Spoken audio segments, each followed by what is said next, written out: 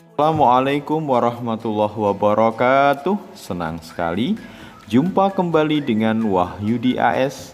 Kali ini kita akan sajikan informasi berkenaan dengan penerimaan peserta didik baru untuk jenjang SMA SMK di wilayah Provinsi Jawa Timur di tahun 2021-2022. Kali ini disajikan bagi kalian yang masih bingung untuk menentukan pilihan mau memilih di SMA atau di SMK ya.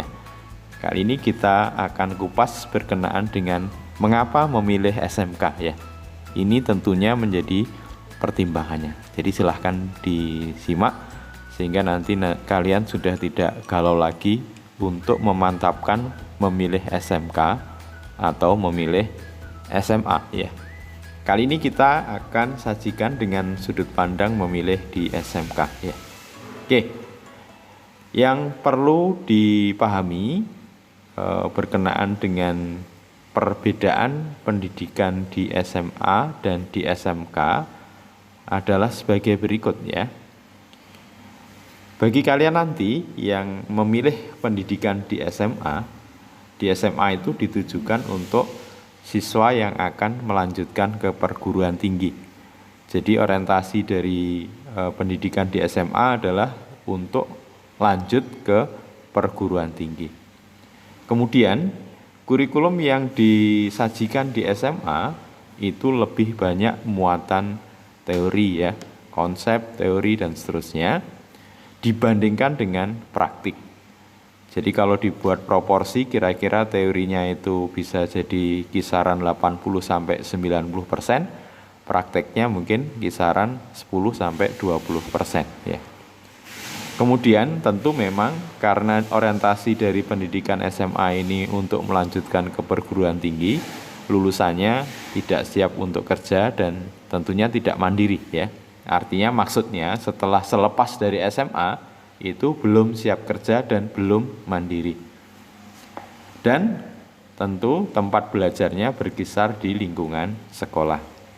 Berbeda dengan pendidikan di SMK ya. Pendidikan di SMK itu ditujukan untuk siswa yang mau bekerja dan melanjutkan ke perguruan tinggi. Jadi sekali lagi garis besarnya di sini untuk pendidikan SMK itu bisa diperuntukkan untuk siswa yang mau bekerja dan melanjutkan ke perguruan tinggi. Kalau dipandang dari segi kurikulum di SMK lebih banyak praktek daripada teori. Jadi kebalikan dari kurikulum di SMA. Jadi praktek di SMK bisa kisarannya antara 70 sampai 80% ya. Sementara teorinya kisaran antara 20 sampai 30%. Karena memang prakteknya lebih banyak, maka tamatan atau lulusannya tentu siap kerja dan mandiri. Mandiri dalam arti selepas dari pendidikan SMK bisa untuk bekerja ya. Dan tempat belajarnya tidak hanya di sekolah tapi juga di dunia kerja. Nah, ini bisa menjadi bahan pertimbangan kalian konsep dari pendidikan SMA dan pendidikan SMK untuk bisa kalian tentukan pilihan. Tentu bagi yang ingin memilih SMK ini pertimbangannya ya. Yang pertama, kalau kalian memilih SMK tentu nanti bisa lanjut kerja. Artinya setelah kalian lulus di SMK maka kalian bisa langsung untuk bekerja karena mendapatkan skill keterampilan yang jauh lebih banyak ya daripada teori. Jadi ini ciri khas dari SMK atau vokasi ya, pendidikan vokasi. Jadi SMK juga disebut juga pendidikan vokasi ya. Yang kedua pertimbangannya memilih SMK, kalian juga bisa lanjut kuliah. Banyak juga jurusan-jurusan di perguruan tinggi yang bisa menjadi sasaran lanjut untuk lulusan-lulusan SMK. Misalkan di Politeknik ya. Apalagi sekarang Politeknik itu jenjangnya tidak hanya di D3 tapi juga D4, yang mana D4 itu setara dengan S1. Tidak hanya di Politeknik tapi juga di perguruan tinggi yang menyajikan jurusan-jurusan vokasi ya. Jadi jurusan-jurusan yang memang menjadi setelah lulus dari S1 juga langsung siap kerja. Artinya jangan khawatir kalau memilih SMK sulit untuk bersaing mendapatkan perguruan tinggi setelahnya. Tapi memang punya chance atau peluang besar tentunya di jurusan-jurusan di perguruan tinggi yang orientasinya juga vokasi. Jadi seperti di Politeknik, diploma berkenaan dengan vokasi ya.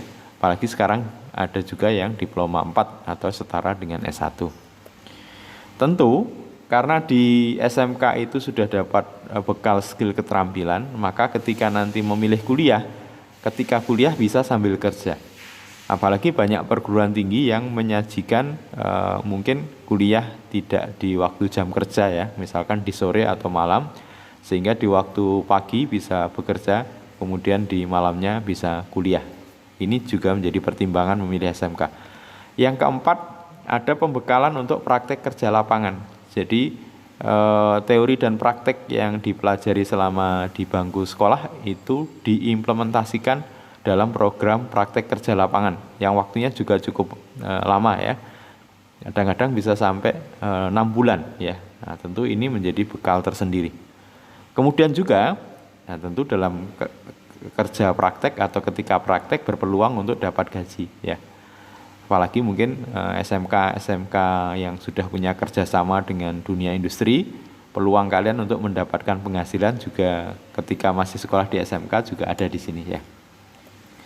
Berikutnya, memang di SMK porsi prakteknya lebih besar daripada teori. Kemudian juga karena siap bekerja, kadang-kadang anak-anak SMK dipandang lebih dewasa ya, karena memang siap kerja dan siap mandiri. Pertimbangan berikutnya, di SMK itu pilihan program jurusannya banyak sekali ya. Jadi kalau di SMA itu pilihannya mungkin hanya IPA, IPS, bahasa, tapi di program jurusan di SMK banyak sekali ya.